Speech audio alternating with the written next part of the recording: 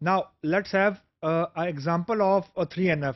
अब क्योंकि हमारी ये जो एग्जांपल है ये इसके अंदर पहले इसका प्री रिक्विजिट है 2NF, मतलब आपका जो रिलेशन है वो 2NF में होना चाहिए टू टू मेक श्योर कि आपका जो रिलेशन है वो 3NF, यानी 3NF के रूल्स को चेक करने के लिए कि आया आपका रिलेशन 3NF में है भी या नहीं। तो आपने ये मेक श्योर करना है कि ऑब्वियसली पहले आपका रिलेशनशिप 2NF में हो, और 2NF का प्री रिक्विजिट ऑब्वियसली 1NF है। तो the point which I am trying to establish कि I won't be showing you 1NF now, I will show you 2NF and then we will proceed from 2NF to make sure कि जो 3NF है वो कौन सा relation 3NF में already है और कौन सा जो रिलेशनशिप है वो 3NF में मौजूद नहीं है। Now look at the slide. अब ये जो स्लाइड के ऊपर आपको डेटा नजर आ रहा है that is the solution of where we left in 2NF। तो मैंने सिर्फ 5 जो रिलेशनशिप हैं उनको मैंने आपके सामने यहाँ पे समराइज कर दिया है ताकि आपको ये पता लग जाए कि मूविंग फॉरवर्ड जब हम ये कहेंगे कि 3NF करने के लिए 2NF रिक्वायर्ड हो तो दैट इज दैट 2NF। तो ये 2NF एक्चुअली हमारी इनपुट बनेगा फॉर 3NF। तो 5 रिलेशनशिप हैं, इसमें मैंने कुछ चेंज नहीं किया, सिर्फ मैं आपको एक साइड के ऊपर सारा आंसर लिख रहा हूँ। स्टूडेंट का टेबल था, उसका सिंगल एट्रीब्यूट प्राइमरी की था, वो एज इट इज आ गया। कोर्स का टेबल 2 में स्प्लिट हो गया था, एक कोर्स अंडरस्कोर स्टूडेंट, एक कोर्स का इंडिपेंडेंट टेबल। सेमेस्टर का टेबल था वो 2 में स्प्लिट हो गया था, एक सेमेस्टर अंडरस्कोर इन्फो जो कि सेमेस्टर से रिलेटेड इन्फॉर्मेशन है, sem ID, semester ID, start date और end date. And the last one was semester जो एक्चुअल टेबल था उसमें से हमने स्टार्ट डेट और एंड डेट निकाल दिया था, और we end up with these 5 relations. Now moving forward to do 3NF। Now 3NF करने के लिए आपको ये मेक श्योर करना है, अब ये मैं आपको एक शॉर्टकट बता रहा हूं, 2NF के ऐसे रिलेशंस जिनमें कोई भी नॉन की एट्रीब्यूट मौजूद नहीं होता, मीन यानी यानी कम से कम 2 नॉन की एट्रीब्यूट होने चाहिए आपके पास टू मेक श्योर कि जो आपके रिलेशंस हैं वो 3NF में हैं या नहीं। मतलब to do the filter test of 3NF you have to make sure that there should be at least 2 non-key attributes in a relation।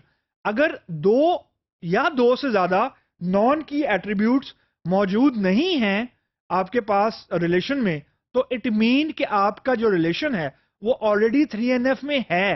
That is an indication, तो that will give you a bigger picture के आपके तमाम जो relations 2NF में हैं ऐसे relations को as it is लिख दें जिनमें कोई भी नॉन की एट्रीब्यूट 2 से कम है।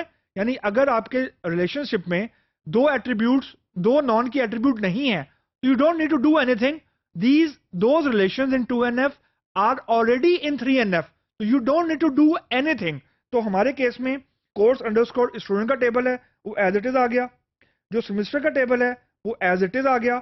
अब जो हमारा कोर्स का टेबल था सबसे पहले वाला 2NF का पहला टेबल कोर्स वाला, उसमें एक CID था और एक CNAME है फर्स्ट नॉन की एट्रीब्यूट, और जो क्रेडिट आवर है that is the second non key attribute. Now again the same question, क्या क्रेडिट आवर की वैल्यू को फाइंड आउट करने के लिए CNAME की वैल्यू आपको पता होनी चाहिए या CID की वैल्यू आपके पास काफी है?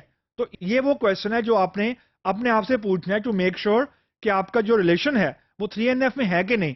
तो अगेन कोर्स नेम जो मर्जी हो, क्रेडिट आवर की वैल्यू डिपेंड करती है कोर्स आईडी के ऊपर कि वो 4th लेवल का कोर्स है, 5th लेवल का कोर्स है, फाइनल ईयर प्रोजेक्ट है एंड सो ऑन।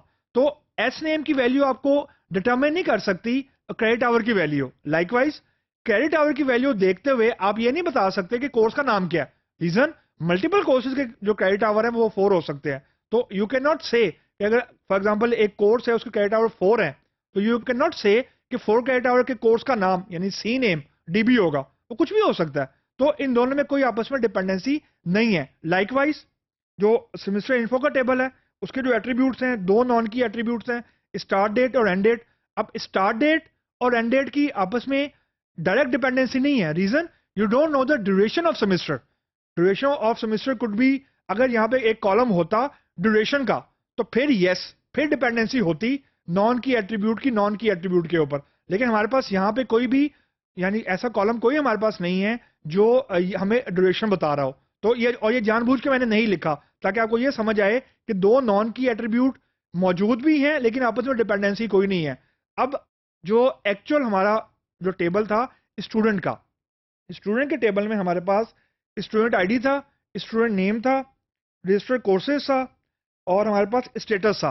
अब जो रजिस्टर्ड कोर्सेज का जो कॉलम है उससे हमें ये पता लगता है, यानी टोटल रजिस्टर्ड कोर्सेज का जो कॉलम है वो हमें बता रहा है कि स्टूडेंट का स्टेटस क्या है, यानी क्या स्टूडेंट पार्ट टाइम है या फुल टाइम है। मीन अगर मुझे ये पता है, अब ये क्वेश्चन है जो आपने अपने आप से पूछना है, if I know the total number of courses in which a student is registered, only then I can tell the status of that student कि वो फुल टाइम है या पार्ट टाइम है। अब यहाँ पे पिंचिंग पॉइंट ये है कि जो टोटल रजिस्टर्ड कोर्सेज का कॉलम है और जो स्टेटस का कॉलम है दोनों नॉन की एट्रीब्यूट्स हैं। अब ये है ट्रांजिटिव डिपेंडेंसी कि टोटल रजिस्टर्ड कोर्सेज डिटरमिन कर रहा है स्टेटस को, यानी अगर उस स्टूडेंट के total number of courses registered है 4 तो वो हो गया फुल टाइम, अगर उसके total number of courses registered हैं फॉर एग्जांपल 3 तो वो हो गया पार्ट टाइम। अब ये दोनों नॉन की एट्रीब्यूट्स हैं। अब नॉन की एट्रीब्यूट की डिपेंडेंसी नॉन की एट्रीब्यूट के ऊपर आ गई, that mean there is a transitive dependency. तो अब ये जो आपको अब मैं हाईलाइट कर रहा हूं ये वाली चीज, स्टूडेंट के टेबल में रजिस्टर्ड अंडरस्कोर कोर्सेज डिटरमिन कर रहा है स्टेटस को। अब स्टेटस भी नॉन की एट्रीब्यूट है और रजिस्टर्ड अंडरस्कोर कोर्सेज भी नॉन की एट्रीब्यूट है। अब ये दोनों आपस में फुली फंक्शनल डिपेंडेंट है लेकिन दोनों नॉन की एट्रीब्यूट है। Now this is what we say a transitive dependency. तो अब ये नहीं होनी चाहिए। इसको खत्म करने का तरीका वही है जो 2NF में करते हैं, registered underscore courses and status को मिला के एक नया टेबल बना दिया ये वाला, और जो ओरिजिनल टेबल था स्टूडेंट का उसमें से मैंने स्टेटस का कॉलम निकाल दिया और जो बाकी रह गया था वो मैंने एज इट इज लिख दिया। मतलब अब जो स्टूडेंट का टेबल है यानी लास्ट वाला जो टेबल है इसके अंदर जो रजिस्टर अंडरस्कोर कोर्स का कॉलम है, now this is a foreign key, it is no more a primary key, अब ये फॉरेन की है क्योंकि अब ये एक नए टेबल की प्राइमरी की को रेफर कर रहा है। तो जो स्टूडेंट का टेबल है वो 3NF में आके देखें कि अब वो कन्वर्ट हो गया है इनटू 2 मोर टेबल। तो अब ये एक्चुअली 3NF यहां खत्म हो जाता है। अब जो पॉइंट आपको ये देखना है कि 2NF में हमारे पास से 5 टेबल, उन 5 में से सिर्फ एक टेबल ऐसा है जो कि फर्दर स्प्लिट हुआ है इनटू 3NF। अदरवाइज जो 3NF है वो बाकी 4 टेबल्स ऑलरेडी 3NF में मौजूद थे। तो इफेक्टिवली हमने कुछ भी नहीं किया, सिर्फ एक जो टेबल है उसको मैंने बाय डिजाइन ऐसा कॉलम मैंने लिखा था स्टेटस का, ताकि आपको ये समझ आए कि 3NF हमने करनी कैसे है। तो the ratio of having the new tables will be reduced drastically as we move forward into the more details of normalization.